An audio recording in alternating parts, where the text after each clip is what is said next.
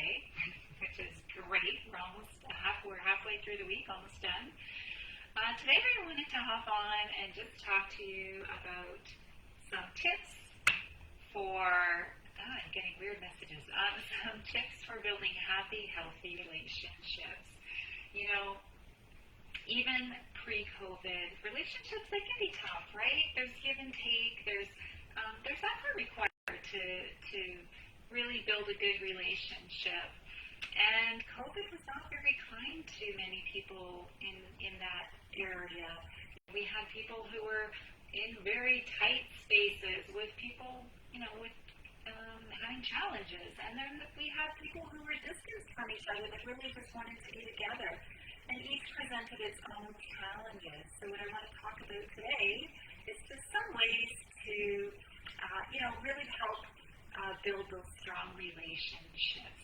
Things like creating shared memories, communicating, and avoiding something called the 4 Horsemen of the Apocalypse, which is a term from the Gottman Institute that we'll talk about. So you might be wondering, who the heck am I? Maybe we haven't met yet before. My name is Nancy Broeker, and I am a certified relationship and stress coach. So I help women who feel challenged and, they feel stuck in a challenging relationship, whether it's with a partner, a coworker, parent, child, friend, even the relationships with their bodies or with food, those really important relationships with ourselves, to bring more clarity and calm and connection into those relationships so that we can feel more ease and joy and just have more fun with it. So let's get right into it and let's start talking about what we can do to make those relationships better. Number one, and these are not in any particular order. Number one, build some shared memories. Call me crazy, but I think it's really important that we actually want to be with the people that we're with, that we want to hang out, that we want to have people around us that we enjoy their company. And one of the best ways to do that is to really work at building some shared memories together. They're so important. They can help us during times of stress. We can remember, we can reminisce about these wonderful times that we had together. And it kind of reminds us of why we maybe chose that person to be in our life in the first place. And, what we wanted and what's the potential is of that relationship as well. And I know we didn't always choose everybody that we're in a relationship with, but sometimes it is what it is, and we just have to make the best of it. And so building a shared memory with that person can really help. I'll tell you, through COVID, what happened in my family, my kids are all still home, so we're in a tight space. There's 5 of us in this house right now. And we just accidentally fell into this great tradition during COVID. I don't know if any of you are Marvel fans out there, but we've been watching WandaVision and Loki and Winter Soldier and the Falcon. So if you're a Marvel fan, you know what I'm talking about. But what we realized was that we were all watching it, but in different rooms of the house and at different days of the week. And so we kind of decided, well, wouldn't it be fun if we just had a special Marvel night all together and had a meal together and watched it together. And it turned into such a fun tradition. We did this, great, one night we'd do a charcuterie board, or we would do like a special pizza shaped like a Captain America, what do you call it, a shield, right? And it just turned into so much fun. So definitely something that would be great to do. And the next thing I want to talk about is communication. I know that it's not news to any of us, but most of us aren't mind readers, and me included. I'm not a mind reader. And yet, it's so funny how we all think that people should just know what we're thinking and know what's bothering us, and that's just not the case. Wouldn't it be great if that was how, well, I don't know if it would be great if that was how the world was, because then they would know all our thoughts. But so it's really important to share what's going on with us, to share our hopes, our dreams, our trials, our tribulations, our challenges, our thoughts, our feelings, but in a kind and respectful manner. And, if we can do that, it's great. Like a wise person once told me, communication is it's a game of tennis, not a game of catch. It's, leading and following and asking questions and responding and negotiating and accepting and sometimes even actual dancing, which I think is really important for all of us. The last thing that I want to talk about that can really help your relationship is to avoid those 4 horsemen of the apocalypse.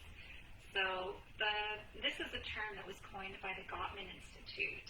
And so what they're really talking about is these 4 things that the research shows are predictors of, really ending the relationship. If you're doing these things, your relationship will not be great. So the first one is stonewalling. And this is really when you just stop talking, you stop communicating. So back still on this whole theme of communication, you just hold everything in and you don't express what's going on. And I'll tell you, we're just not listening. And, for me, in our first year of marriage, so we've been married for 30 years now, and in that first year of marriage, I think I was doing that. But it was more of a coping mechanism that I had sort of brought into the marriage with me where, I had a family member who used to yell a lot. And that was just the way he was. Like, I love him to death, but he yelled a lot. And so my coping strategy was just to tune him out and stop listening. And I brought that into the marriage with me. I stopped listening. I just tuned out whenever things got a bit heated.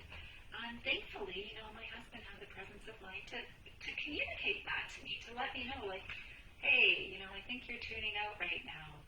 And when I realized what I was doing, I thought, yeah, oh my gosh, totally. I totally brought that in with me. That was a communication strategy that I brought in with me. So, lesson, don't do that, and communicate, because then you can straighten these things out. Number 2, criticizing, right?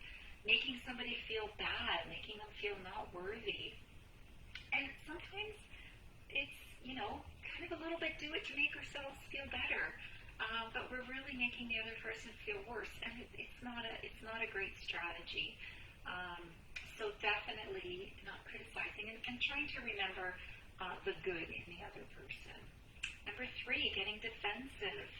We tend to do that when we get our backs up against the wall. And didn't that happen a lot during COVID, where we felt like criticizing, or we got defensive, and maybe trying to deflect blame. So we don't want to do that either, because, again, predictive of breakdown in relationship.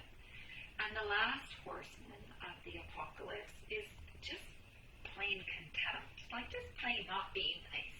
And of course that's not going to get us anywhere.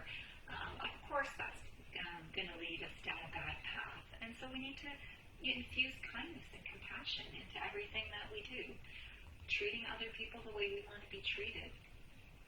And so to wrap up, those 3 important tips: build memories together, however you choose to do that. Communicate with each other.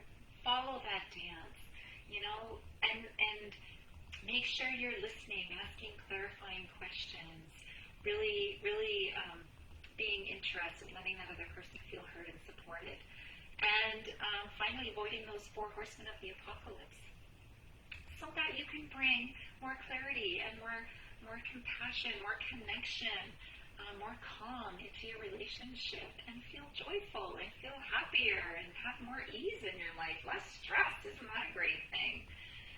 And if this is something that you could use some help with, then if you're not on the Facebook page already, then please join me.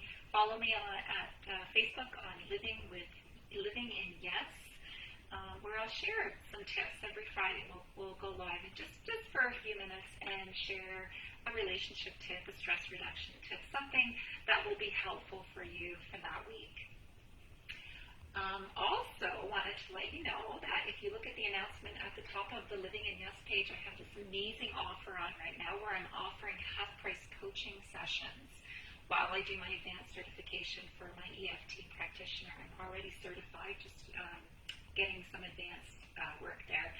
So you can take advantage of my years of coaching experience with relationships and stress management, all wrapped up into an EFT session, which is an amazing, amazing thing.